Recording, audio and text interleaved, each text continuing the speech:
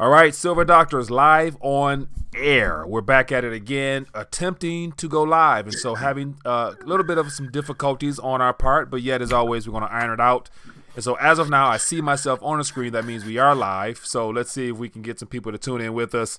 And so it looks like I'll see if I get a notification. So I did get notified. And so we are live. So we are official. And I apologize for the hang up. So I saw a lot of people hanging out on the other side of the chat. But for whatever reason, we were not allowed to access that particular stream. So we had to reshift some things and get back here. But we are here. We are here. Mr. Halfdollar, how you doing, my friend? Doing good today. You know, it's funny because, they're demonetizing us before we even go live now. It's just like they are on a full-on assault. And it's funny because it's going to tie into the point that I'm going to make a little bit later on.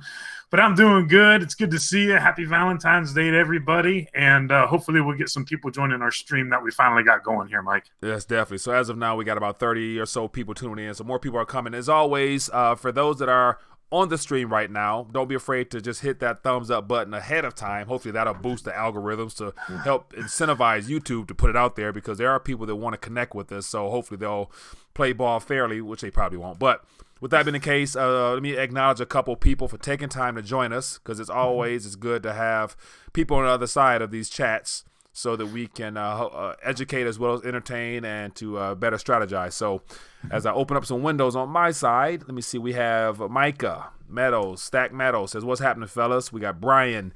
We got Goonie Treasuries says, who looking forward to these. Okay, we got Tim, we got Excalibur, we got Terry, Jeff. Okay, from South Georgia. So we are here. So we got enough people here. So Mr. Halfdollar, apart from making a slight tweak in the title, if you get a chance to see it, I had to make a slight tweak on that third word, because automatically we would have had a strike. So hopefully we get a little leeway here. But Mexico health scare, explosion, and martial law in the U.S. as a pandemic triggers economic collapse. So, Mr. Halfdollar, what exactly are you talking about? I don't know what you're talking about.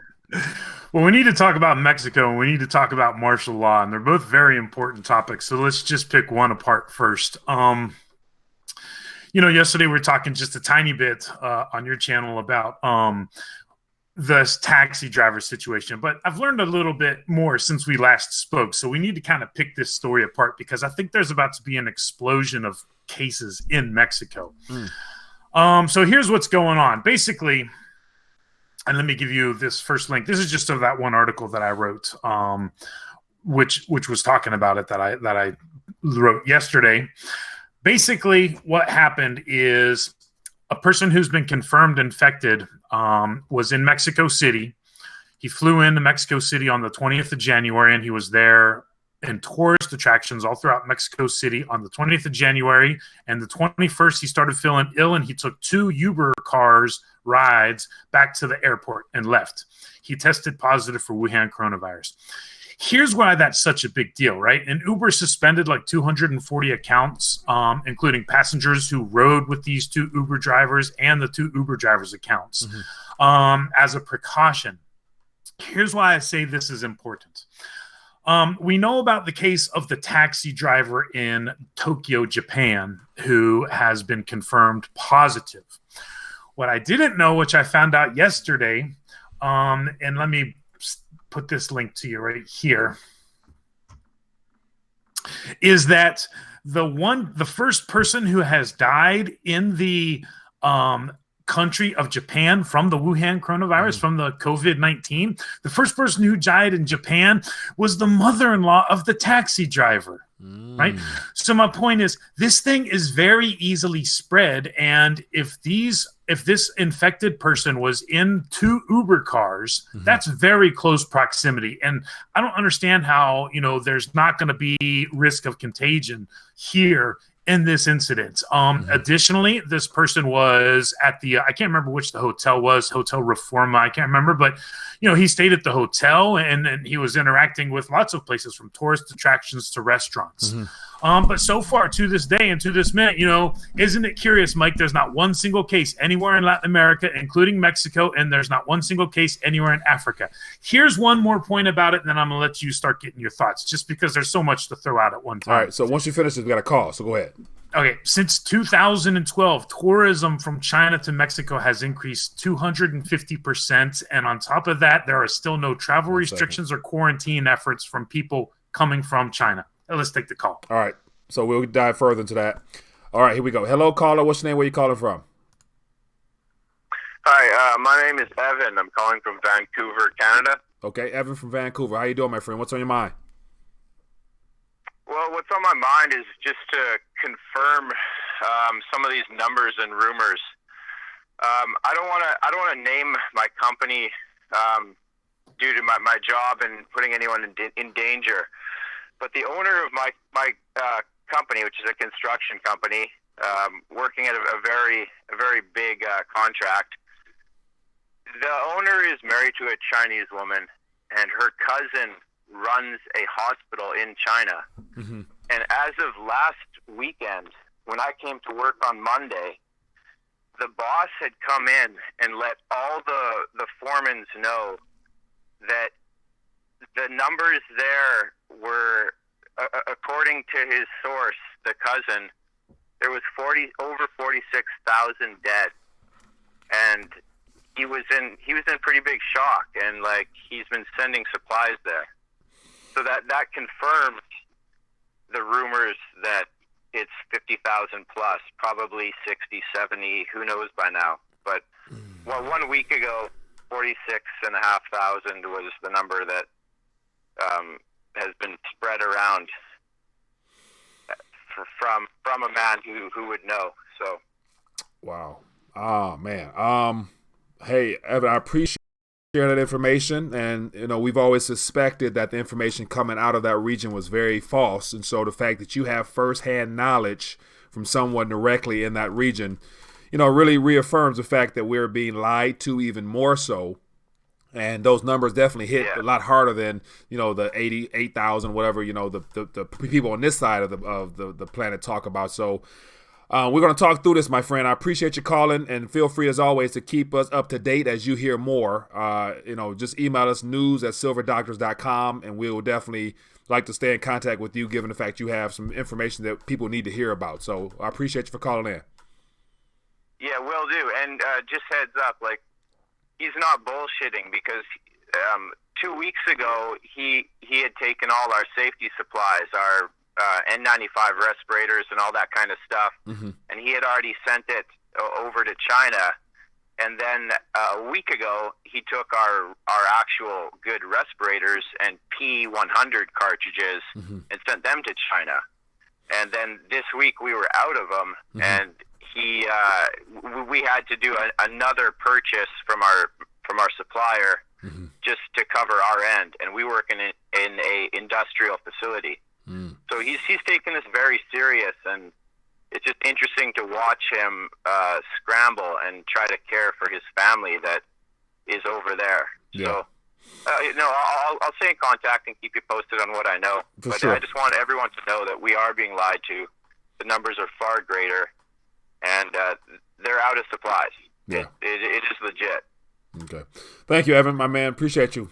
Be blessed. Oh, okay. All right. Thank you. Bye-bye.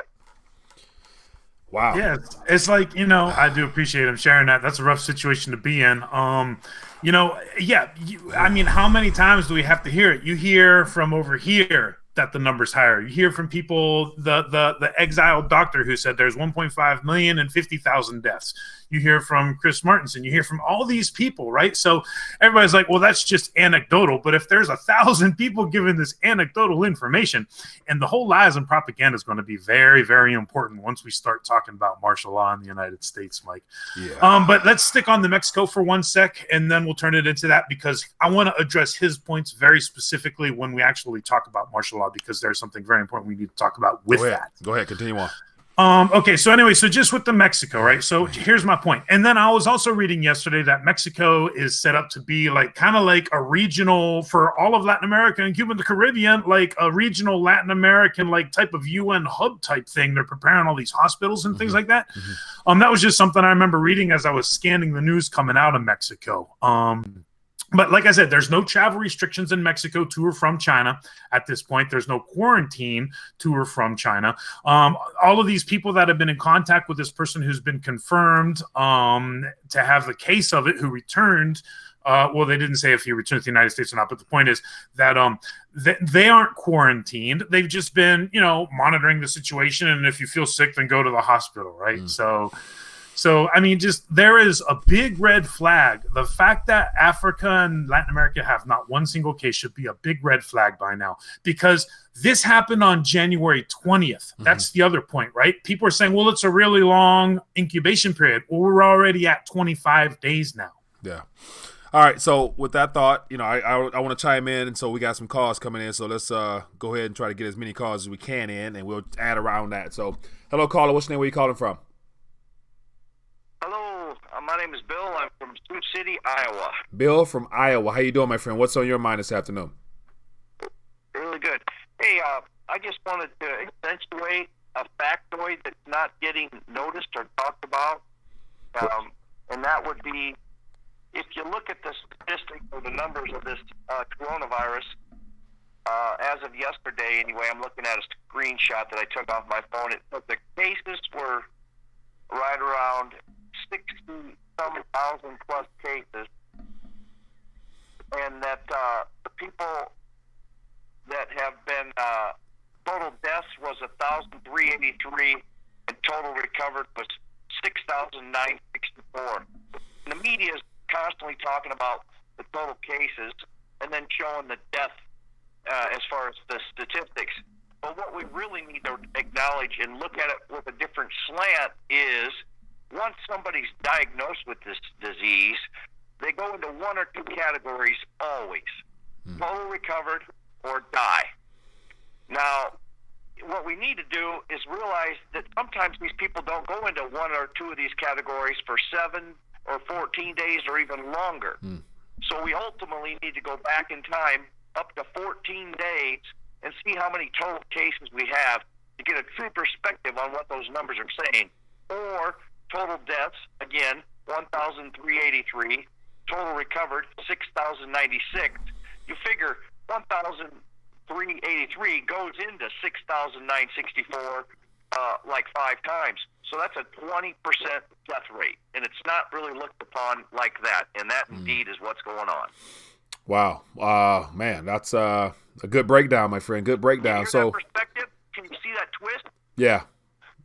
Yeah, so that lag time in between being diagnosed and the end result, whether it's a cure or a recovery or a death, is a very large window. And then another factor to consider is the fact that in that time frame there, what does it actually mean to recover? Is the illness no longer present? Is the vaccine a bug or whatever is no longer present? Or did they happen to just help it dial down, but it's still present and can be activated once again? Because I'm of the mindset not to go too far out. We got a little something, a little extra prop here if need be, the tinfoil hat. But yet, if this is something that can be dialed up and dialed back based upon, we threw out 5G a couple days ago, so who knows? But if it's still present, can it be turned on back on? Is it a complete removal or dialing down would be another question I would throw out there.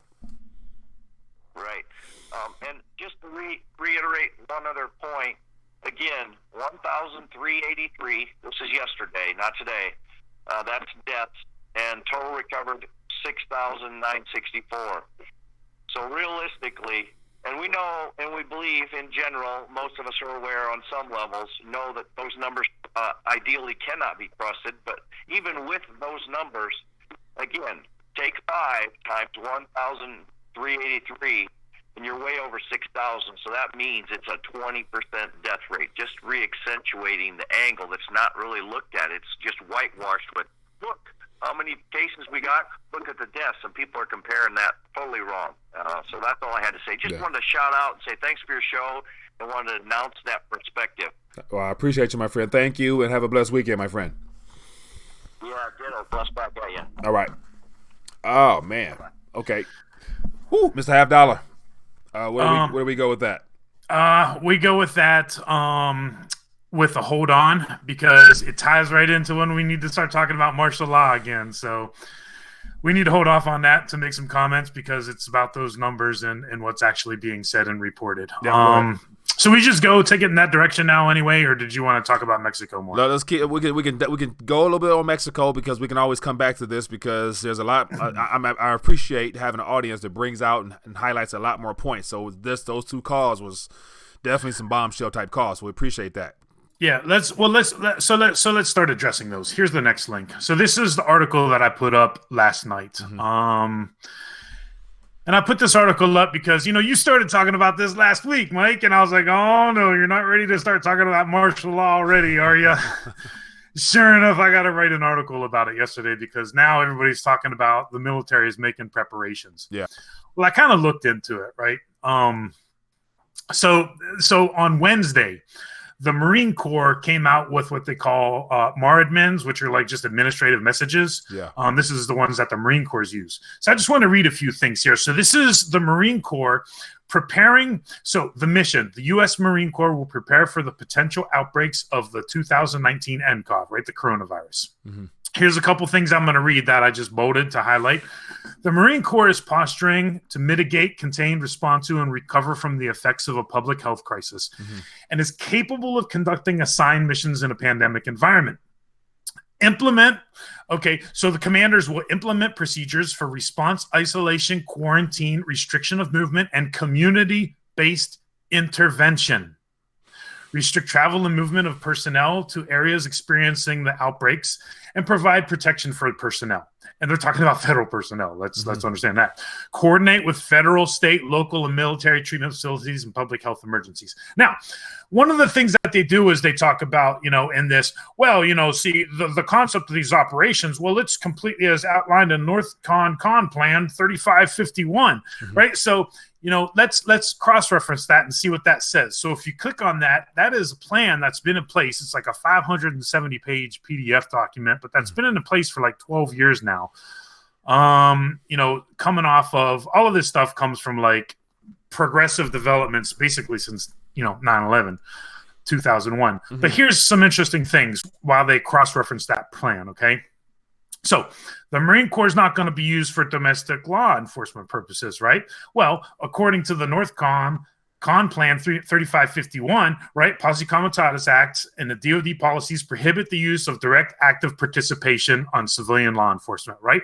However, Mike, there's an exception to the rule. Scroll down a little bit and says, don't have to scroll down. It says the Insurrection Act is an exception to the Posse Comitatus Act, right? So basically, if there's a problem, they can get a blank check to be able to intervene for law enforcement duties in the United States. Here's why this is important, because they'll deny that, right? They'll deny that, and here's what we got out of those two phone calls: the information that we're being told can't be trusted. Look at this next thing. Look at another thing of what this NORTHCON Plan 3551 does. Information operations. Think about this.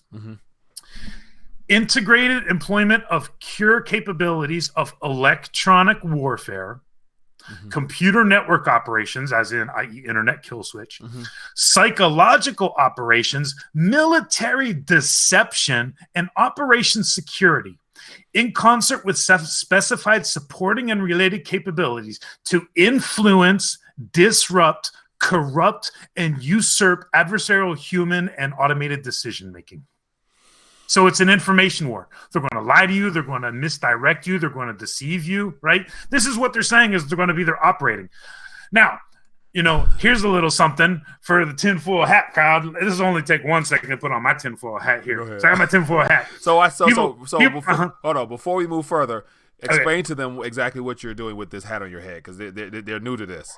Oh, yeah. So we got this tinfoil hat now. So, whenever we need to talk about something that's a little bit tinfoil hatty, I finally got my tinfoil hat. So we don't have to pretend. We can actually put it on now. So here's the, the U.S. military and law enforcement's not going to be going door to door. It's going to be the UN, right? In that, comm plan, it talks about if a foreign military support personnel are involved in the DSCA. So the DSCA stands for Defense Support of Civilian Authorities. Basically, maintaining the federal government, basically, right? If foreign military is supporting this effort, rules for the use of force should be specified prior to the receipt of the foreign military personnel support. Rules of force. What is rules of force, Mike?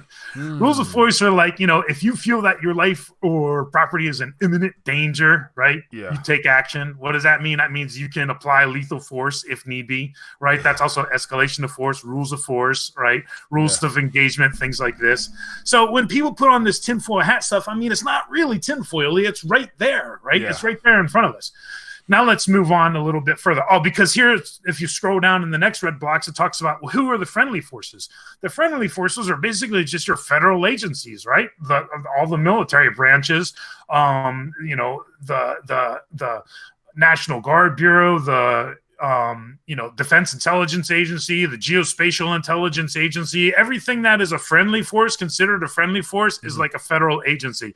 Who aren't friendly forces? Like your local militias, your neighborhood watch groups, probably even local law enforcement.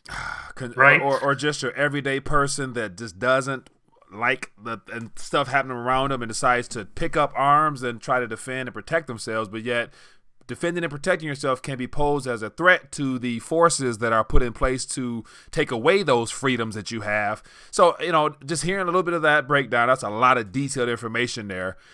It triggered another thought of how the Democratic Party during the State of the Union address, when it came to the Second Amendment mentioned by President Trump saying that, making sure you have your freedom of having a firearm, the Democrats wasn't so happy with that. So either they're aware of this push to de-arm the population for the need to for what you're explaining to us. It's starting to become more obvious as to the ultimate game plan, which is to basically really remove our freedoms in general and suppress us in preparation for whatever it is they want to roll out. And I think it all has to go back to the fact that our monetary system is collapsing and they need to control this and to be able to put down any resistance, basically, at the end of the day. So, yeah. Yeah, that's where this is going. So, so the two leadoffs, right? The two leadoffs for our live stream today are, I have a really bad gut feeling about Mexico, just based on what we learned about the taxi driver in Japan and what happened in Mexico last month, right? And now whenever something happens with like a taxi or a hotel, there's not as much information. But back in January 20th, the mainstream media was willing to give out more information. Yeah. Now the information isn't there, but we've been over a month now. So I got a bad feeling about Mexico. And then this whole martial law thing, I mean, it's legit and it's real. And, they're preparing for it. Yeah. Now, before we move further, let's check in with the chat. And so as always, we had a call or two that I did not take. And so definitely give us a call back. And we'll use this time right here to address some thoughts in the chat. So I do see something that stands out. So just highlight at Silver Doctors. It'll stand out in orange, and we'll definitely try to get to it. So something that Sean mentions says, why hasn't anyone interviewed anyone that has recovered? Where are these recoveries? And so great question. And so apart from me seeing an interview of some people quarantined on a ship, I don't think they were directly infected yet, but that is a great question. And so once again, we're being told that there's someone that recovers, but yet there's been no interviews. And so it'd be great to hear somebody's story of what they experienced while they were down and out. Like physically, what were they feeling? What were their symptoms? And give us a little bit of education. But I don't think we will be hearing about that recovery aspect, because it makes me question, how do we actually know people are recovering? Because that could be used as a narrative to say we got this contained, but yet perhaps everybody may not recover. But not only that, Mike, but we know crisis actors are real, and I can pick these apart. And I just want to go back to a very specific example because it's easier for me to talk about the Christmas Eve massacre in Turkey several years ago, when supposedly some gunman walked into a nightclub and killed all these people. Well, they had this American who was in this nightclub, right? And they were wheeling him out on a stretcher, and he was supposedly shot in the leg with an AK-47. He's just sitting up. Right? They're not administering oxygen. They're not treating his wound. There's 3 paramedics just casually rolling him. He's just casually sitting up. He's got like a lay around his leg where he supposedly got shot with not a drop of blood anywhere. And he's like, yeah, man, this guy just walked in the nightclub and he just started shooting. It was crazy, man. And this was on CNN. So that's my point. If they do interview somebody who has recovered from this, how do we even know that that's real? We don't know that that's real. Yeah. Especially if it's coming from the mainstream media. Yeah. All right. So let's get this call real quick and we'll go from there. Hello, caller. What's your name? Where you calling from? Hi, Mike. It's Typo from Massachusetts. Typo from Massachusetts. How you doing this afternoon? What's on your mind? I was noticing a fabulous chat, a lot of great people, and kind of feeling like we know that there is a high death rate with this, so maybe we should just make this a really good opportunity to get seriously healthy and share the different resources we're hearing people come up with. Particularly if there's martial law or anything else going on, it would really be great if the Patriots come out on top healthy. Yeah, that would be great. And so just people in general, we want as many lives to be saved and spared as possible, especially I'm of the mindset this is a biologically strategized tool that's being used, so they probably have ways to target it to certain, ethnic groups, but we'll see. But anyway, I'm sorry, go ahead. Sure, I wanted on YouTube or Clip-Eye. They've done a bunch of them. There's like 6 people. Peace Prosperity has done a great daily write-up and suggestions for people given whatever their state of health is. Yeah. And if we're going to have a manufacturing issue with medicine, or if it will not be useful to go into the hospital, then this is really a great little window, not only for silver, but for serious ideas to be shared with the community. So just wanted to share that. Yeah. And thanks, guys. You're terrific, and I love this chat room. Thanks. Appreciate you. Thanks for calling. Yeah, I want to say something about that real quick, Mike. Go ahead. She makes a great point. Because I want to take it kind of a different way, because this is, it's not really a fear. It's just a sad reality.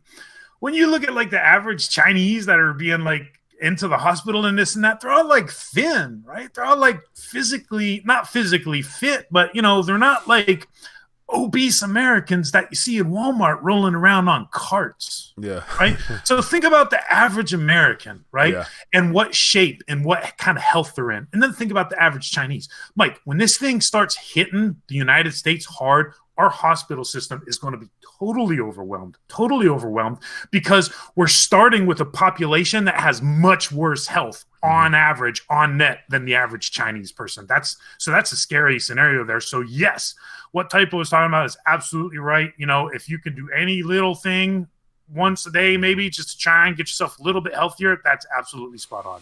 Yeah, good point there. Good point there, as always. So, as always, in the chat, let us know if there's any thoughts. Give us a call. Phone lines are open, and then we'll keep this conversation going. So, yeah. So, and as you were describing that, as she was explaining that, I'm thinking like, man, so are we, and should we continue to expect a massive outbreak here? Like, is that something we should pretty much bake in the cards, that this is going to be used as a strategic opportunity for all the things you listed before about implementing martial law and things of that nature.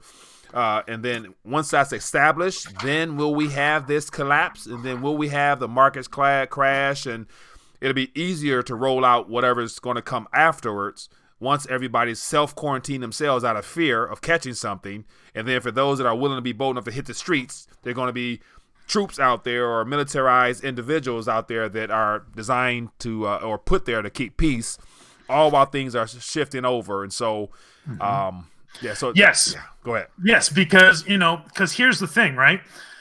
Yes, there's going to be problems in the United States, because this is about one of the other subjects that I want to talk about. Social tensions are rising.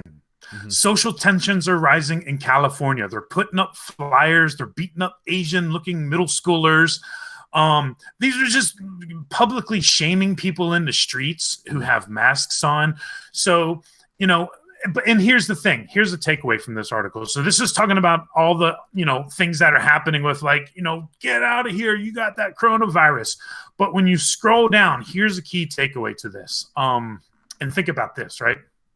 So, and it goes on to say, okay, Los Angeles County's more than 1.5 million Asian American and Pacific Islander residents saw, and they do see, right? I'm going to say it in plural tense, see an urgent need for information. What's the information they get from the mainstream? Like, everything's good, just go about your business. There's no need to even put on a mask. Like, they're putting on masks in Mexico City. Yeah. Right. But here, no, it's just, we've got several confirmed cases in California. Just, so people need information, but they're being told the lies and the propaganda. So, yes, there will be, for these reasons, it's obvious that there's going to be problems here. Yeah. Now, as you're talking, I'm trying to pull up the article, and here we go. It's starting to load, but it took forever on my end. So, obviously, on my side. But we do have a call, and so I'll put this article up here as we answer this call and get some thoughts. Hello, caller. What's your name? Where you calling from? Hello? Hey, Mike. Hey there. Low blood pressure. How you doing, my friend? Low blood pressure, Corpus Christi, Texas. How you guys doing? Doing good, my friend. How you doing? What's on your mind? I can't really hear you guys, but I'm just going to go ahead and talk. All right, go ahead. I just want to know when is this going to happen, Mike? I'm tired of waiting. I'm ready to eat zoo animals, I'm sick of the waiting. It's killing me. Oh, man. All right, guys. I appreciate you calling. I'll say be patient, man. Like, because as I always say, you don't want what's coming to really hit no time soon, because it's not going to be pretty. And they're strategically trying to set up things to make sure that it runs smoothly for them and not us. So, all the accumulation of metals and weights and coins or whatever it is may not matter if you A, are not healthy, and B, you can't enjoy it. So, might want to hold off a little bit be a little bit more patient and enjoy what you got now. Mike, I got my finger on the trigger. I'm looking out the window waiting. I got my MRE next to me. You're silly, man. I appreciate you calling. One more thing, Mike. One Yep. more thing. Go ahead. Maybe we can market like a tinfoil toupee. That's what I wanted to tell you. Good point there. I'll think about that. Not sure how we can take the tinfoil to the next level, but we'll give it some thought. Appreciate you. All right, guys. Have a good day. Yeah, Thanks you for too. taking my call. Thanks for the show. Yes, sir. Appreciate it.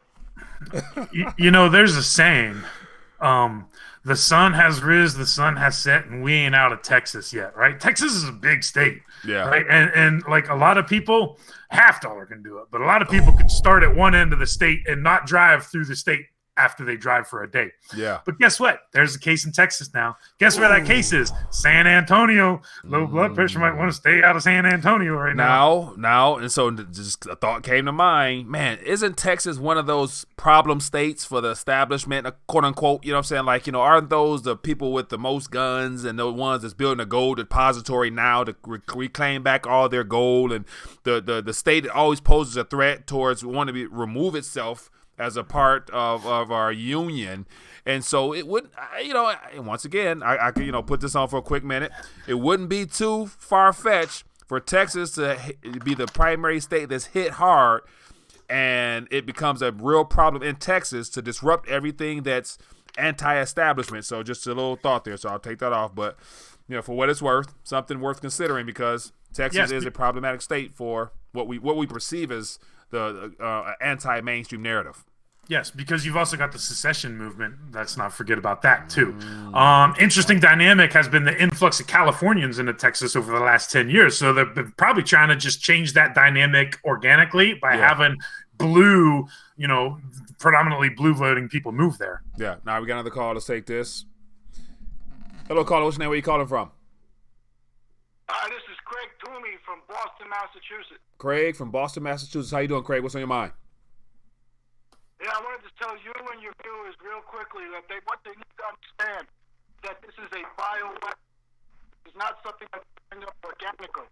Yeah. And that this has been prodded and poked and bioengineered to behave like this.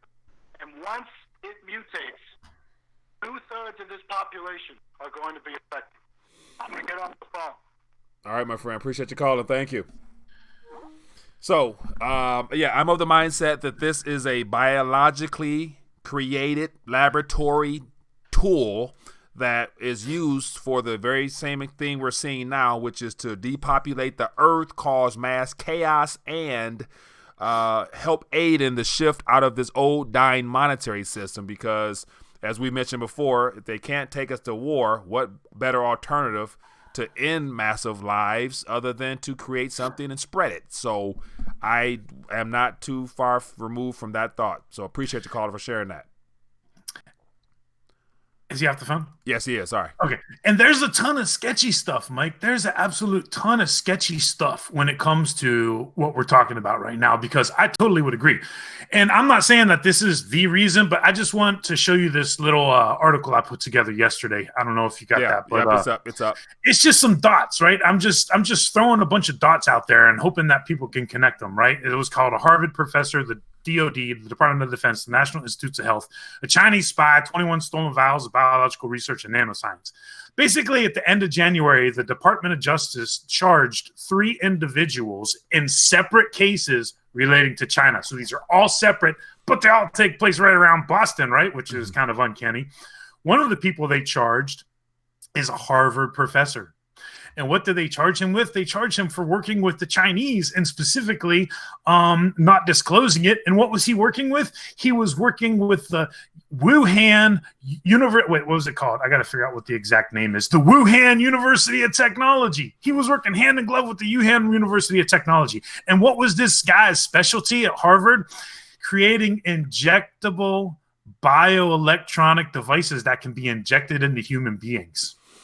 Right? Bioelectric devices. Yep. Like an electronic mesh that you can inject and then you can get it to send signals to the body.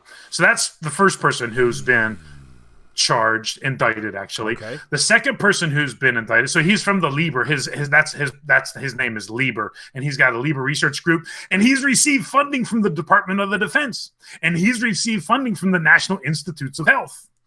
And now he's being charged with not disclosing his ties, but he was paid $50,000 a month from China and worked hand in glove with the Wuhan University of Technology. He's person number one. Person number two, who's unrelated and separate, is this person named Yang King Yi. And what she did is she was a student. I think she was at Harvard. Okay, so she was at Harvard.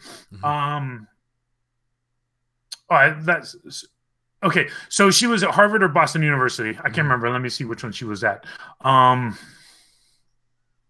Okay, so she was at Boston University. Yeah. But the point is that she's known to be a lieutenant in the People's Liberation Army of China. So she's basically a spy, right? So she was sent to Boston University to study medicine and be a spy for China. Right. And where is she now? She's in China, and she's, one of the FBI's wanted, and they got a poster out for her and everything. I don't know if you can see that there in the article that I sent you. So that's person number two, a spy at Boston University, which is 3 miles from Harvard, right? 3 miles from Harvard. Person number three. Now, this is also from Harvard, and this guy's name is Zhao Song Zhang. And what he did is he was trying to fly out of Logan Airport in Boston with 21 vials of research material. What was in these research material? They're saying that it could have been cancer cells, but they really didn't say exactly what was in these vials. So my point is that there's a lot of sketchy stuff that goes on with, bioweapons, biochemistry, nanotechnology, electrobiochemistry, China, the United States. Like, what is going on? What are all these dots saying? It's just, are they all just random flukes, or is it just proof that just in general, yes, bioweapons are a thing, and we can see that here. This guy who's been funded by the Department of Defense to study injectable nanotechnology. Yeah, so once again, it makes it very hard to continue to follow the main narrative of everything is fine, don't worries, don't get masked, don't prepare, sit home, enjoy your life, we got this under control. When you start to put all these dots together, as you mentioned, of individuals that are active players in this technology. And what really troubles me the most is the fact that you have Harvard, just this scientists in general that's willing to use their skill sets to create weapons of mass destruction in the form of a biologically implanted weapon that, once I would assume that hope with that creation, they created something that can dial it back or end it. But yet it's one of the things where we won't get that either, So the goal is to spread it and let it run rampant. And then at the very end, all the people that's behind the scenes, they'll make sure that they get the antidote and the vaccines or whatever. But yet it won't be ready for the mass public. And whatever they roll out for the mass public will probably contain something that won't be healthy as well. Yes. So this is out there. I can go out there. I'll put the hat on for one quick second. So this could be a great opportunity. So that when I put the hat on, it just means I'm about to go out there real quick. I'm gonna take it off when I come back. Should I have had mine on? This can be a great opportunity to whatever they propose or look to issue to the public. This could be a great way to inject an RFID chip. Like, within that chip contains information for us to track your vitals, to make sure that you're healthy, to make sure that, the virus doesn't come back. So at this moment, they can spin out anything, and out of sheer fear for your health and your life, you'll be willing to say they're operating in my best interest. Sure, sign me up. Mm-hmm. You know what I'm saying? So that's how bad this can go. So hat is off. Yes, great points. All great points. And we're not saying that these three people in Harvard and this is where this came from. Right. We're just saying that the research and the development is real, right? It's real. And here are solid examples right here. And you can go see that these three people were indicted in these three separate cases. In that article there, I linked to the Department of Justice release on this from late last month. But this stuff flies under the radar, right? It does. So we do have a call. Let's get to this call. And then eventually we'll have to dial back. And so we'll take another call or two and share some more thoughts, and then we'll dial back. But hello, caller. What's your name? Where you calling from? Hey, this is Mike of Stack Metals from Richmond, Virginia. Mike, how you doing, my friend? What's on your mind? I'm good. I just wanted to mention about how all the protests on the streets all of a sudden hit by the virus that completely stopped all that and took the streets out. Oh, yeah. They could possibly have the same plan here in the U.S. with all the gun control stuff going on and everything else. Yeah. If people start really putting up a big protest about the guns being taken out, there could be a virus outbreak and clear the streets, and that would actually get law enforcement and cops and everything to actually act against the people. Where right now they're saying they're going to stand down, they're not going to take guns and all this kind of stuff. Well, if there was martial law, like Halfdollar was talking about, that would they would come in on the grounds of protecting us from the virus, and quarantine, and all this kind of stuff. Yeah. And instead of making basically accomplish the same thing. Yeah, I'm gonna get off here and I'll hear what you guys got to say about it, but that's all I got. Appreciate you, my friend. Good thoughts there. So it was a little choppy, but what he's saying is that the streets are basically empty right now. The protests, I'm assuming in Hong Kong, are probably stopped, and it's right on time. Like what better way to dissemble the crowd other than just the threat of a virus, or just unleash something directly into the crowd to where one person gets sick. You'd be a damn fool if you stay there and get sick with them. So you're going to disperse. So he mentioned it here in the stateside, taking guns, people hitting the streets, just inject, one person there, and then that'll disperse the crowd easily. So it'll keep people from wanting to protest, that's for sure, especially if things are crumbling. Yeah. Well said. Those are all great points. I would agree with everything said there. Two more quick topics, Mike. Quick topics. Because let's talk about the economics of this, because all of this is very real. And we're talking about the worst case scenario. But this ties into how it's rolling into this, right? Let's talk about the supply chain disruptions for a second and just think about this, right? So, the economy is in fact collapsing as these things are happening. Mm-hmm. Fiat Chrysler, this is just today. They're shutting down one of the factories in Serbia because they can't get parts from China.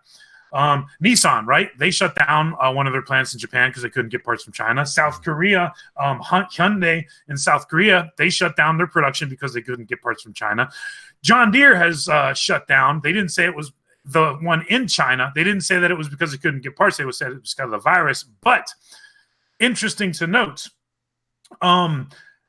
with the John Deere one, they've also, started laying off people, right? In the state of Iowa, they laid off 108 people. Now, obviously, they're not saying it's because of parts availability, but obviously, demand is plummeting, parts availability is plummeting. All of these ramifications are starting to spill over, right? So you got John Deere shutting down in China, the factory production, and you got people getting laid off in Iowa, 108 people. Now, are these two connected? They're not hardline connected, but they are related. Absolutely. So that's just one of the things just about the supply disruptions that we're actually starting to see it work its way in now, because it's been a couple months, right? So there's a lag between, as we were talking about, you start eating stuff out of your cupboard. If you don't replace it, then it's just going to run out, right? So we're now starting to get into this lag because we've been talking about this for basically 2 months now. That's point number one. Then point number two, and this is interesting, just talking about how Chinese restaurants in China, think about this. There was this one restaurant, and I'm just going to send you this link right here. And this would be like typical, I would assume. But this one restaurant spent $75,000 buying stuff in preparation for the Lunar New Year celebrations. Yeah. And now they're trying to sell it on the street, on the sidewalk, as just like because it's rotting and it's going bad and they don't have any business and they can't pay their bills, right? So this is what we're talking about, how it's coming down to Main Street and it's affecting the people. Yes, right now it is in China. But the point is, when this starts affecting cities in the United States, how are restaurants going to stay open? How are shops going to stay open? How is any of this stuff going to function? I mean, it's concerning, right? Because, everybody's saying, don't worry about it. It's fine. But, as the days go by, the reality on Main Street is that it's not fine. It's getting worse. Yeah, good point. All right, so we'll take our last call. Hello, caller. What's your name? Where you calling from? Hey, my name is Ken. 1 second. Sorry. Let me put you on speakerphone there. Thank you for I'm sorry. what you're doing. I'm sorry. Go ahead. I'm sorry. One start over again. What's your name? Where you calling from? Sorry about that. My name is Ken, and I'm calling from Tennessee. Ken from Tennessee. Okay, Ken. Sorry about that. What's on your mind? The coronavirus. I have a few things on my mind, but in regards to the coronavirus, I think that the virus was created in time. There's a lot of social unrest, and we are due in the States for depression. There's global slowdown everywhere. Cryptocurrency came about at the same time at the last crash, 2006 between 2008, and Jerome Powell came out and said they've been thinking about crypto and digital currency for decades. Mm-hmm. I think it's mighty too convenient and for this to come into play now. And the first big red flag about Satoshi Nakamoto invented this, nobody has any proof of that. That should be the first big red flag that should have us wondering about where cryptocurrency came from and where and why it was designed. Yeah. You have over 4,000 cryptocurrencies, but no history when compared to gold and silver to back it up. You can say that you can't print cryptocurrency, but there's over 4,000 of them. You can just fork the code and make a new one, and this is a way for control. You can shut it off to whoever you don't like. If this goes away, I see this paving the way possibly for China's social credit system. Now that they see how it's planned out there, we can adopt it everywhere, and they can, like Supercoin. Gold and silver was the only thing that can protect us from printing the money for control. So I think we should stay to that. But, like you said, I agree. I think that they are trying to usher us into a digital currency, and from there we will lose total freedom and sovereignty. That's just my thoughts on it. Good point there. And so I like how you just referenced that because I'm not assuming, did you have it? I just recently literally put up a video on my channel in regards to the same subject matter and how I was talking about how the adoption push is very timely and it's right on time. And it has to do with Jerome Powell just referencing the digital currency. So I would encourage people, if you have not, I present a very interesting, case there that I think you might want to dive a little further into. So, but I appreciate you calling and sharing your thoughts. Yes, I saw the Judy Shelton get grilled by Congress, and this is Democrats. They're scared of what they think Trump might do, and that's put in the gold standard. And I think that's what's coming. That's what Trump wants to do. He wants to enact the gold standard. Yeah, I would hope so, but it's one of the things where it's going to be hard to implement the gold standard if we have this continuous health scare that causes a depopulation of human life and mistrust in government in general. And so why would they actually want to go forward with gold when the plan is to go digital? I don't think they want to go backwards. So Trump might want to go backwards, but I don't think the powers that be, and we'll see who wins, but I'm not too confident that that's something that will actually work. Which is why they want him removed from office. They're fighting. He's fighting them, the deep state, and they want him removed. So we'll see how it plays out. Yeah, I would agree. So I appreciate your call, my friend. Thanks for calling in. Yes, sir. Thanks for what you do, Mike. Thank you. All right. Very, very interesting. Very interesting. Very interesting. So, with that being the case, Mr. Half Dollar, are you ready to dial back on this one? Yep, getting ready to dial it back. I would agree, gold and silver with the last caller. I don't have money in cryptocurrency at all. There's a great deal over at SD Bullion. I just wanted to point this out, that they got Phil harmonics. I love Phil's. Phil's are one of my favorite coins. they got these on sale for buy 19, get 20 free. But basically, it works down to $1 premium on these coins when I did the math this morning. Yeah. When you buy 20 of these. So this is a killer deal because we're still sitting under $18 in silver, Mike. Under $18 in silver. So you can get a tube of these Philharmonics, and the premium comes out to like about $1, basically. Yeah. And the Phils are cool because they don't have what on the back. Who on the back. So watch this. So like, and I remember mentioning a week ago, as this thing unfolds, the concern of people's financial matters will be less of importance to them as opposed to their health. And so this is a great opportunity to actually, do a little bit of everything. You can financially, monetarily, that's better said, monetarily prepare, as well as, of course, spiritually needs to be your primary, concern. And then in the natural realm of doing all the practical things for your physical health and whatnot with food, water, stuff like that. So, yeah, I think right now is a great time to touch all those avenues, your monetary, your financial, and definitely your spiritual aspects of your life. So, yeah, but anyway, you had a thought you want to share? Well, yeah, because, I definitely feel that there's going to be a rush out of these paper assets, right? Yeah. There will be this rush coming. So, because there's going to be a scramble to get real things, right? So that's just what I wanted to add on to that. So, part of preparing, right, as we were talking about earlier with your health, because we know the hospital system is going to get overrun. Mm-hmm. Well, your financial health, that's something you got to prepare for too. So, little by little. That's all I had to say about that. All right. Well, hey, everybody, it's been great hanging out with you guys. As always, if you've enjoyed the back and forth, we appreciate all the ones that participate in the chat with all the good information shared. Saw a lot of back and forth on different health things that you can utilize, as well as those that called in and share their insights. It's always appreciated. So if you don't mind, take this video and share this in your social media feeds and give your family and friends an alternative chance to hear something outside of what they're going to hear from the mainstream news, because they are probably under the impression that everything is fine, don't worry, don't do anything extra outside of your normal life to prepare for what's coming, when in actuality you should be aware, educated, informed, and taking some step towards some type of resolution or opportunity in this current moment for your health, your spiritual life, as well as your monetary life as well. So other than that, that's all I can say. I can go on forever, but I'm long-winded. So Mr. Half Dollar, once again, it's been great connecting with you this week. Everybody be blessed, be safe, and we will see you on the flip side. Peace.